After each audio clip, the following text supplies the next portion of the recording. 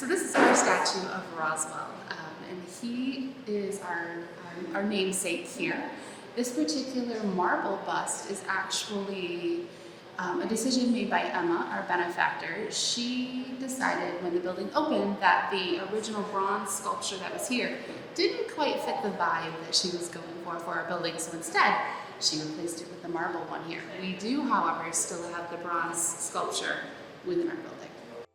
The Flower Library is actually named after Roswell P. Flower. His daughter Emma donated the money to start the library, and she kind of stepped up when the city of Watertown was trying to build a library. They had written to Andrew Carnegie, and they didn't come with any luck. They didn't really get the response they were looking for.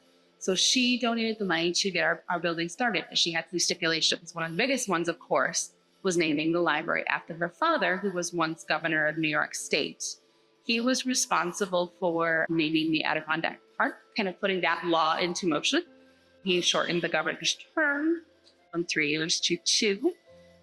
He really had a large role in the business world before he stepped into politics. And kind of learning those things in the business world actually gave him a leg up when he got to the political sphere as well.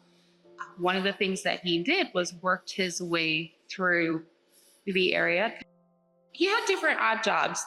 His father passed when he was 8 years old, so he was responsible for kind of helping contribute to this family and kind of keeping things rolling while his mother was trying to keep everything together. So he was born in Theresa.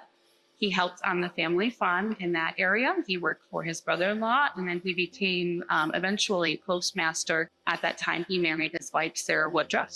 And then from there, he took over Henry Keep's estate and ended up in New York City. And then from there, he created a very large business that incorporated nephews, siblings. He really kind of sent his family in. And from there, he jumped into the political sphere, working in the legislative roles, and eventually ended up as governor of New York State. So he really had a presence that was known, and it was very powerful. And then when Emma finally, decided to help out and build our library, she wanted to honor her father. One of the things that I love about Roswell is the fact that he raised his daughter, and we had a hand in raising the woman who helped build this great library we have today. She herself laid a cornerstone in the early 1900s, 1903, I believe it was.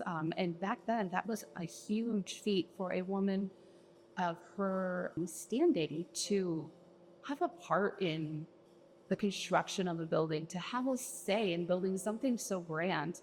It was fantastic for her to have that role. And it's something that we take to heart today and keep in the back of our minds, that we want to keep her impact and her power and her enthusiasm in mind in everything that we do today, and honor her presence along with Roswell's as we carry their traditions forward into the future.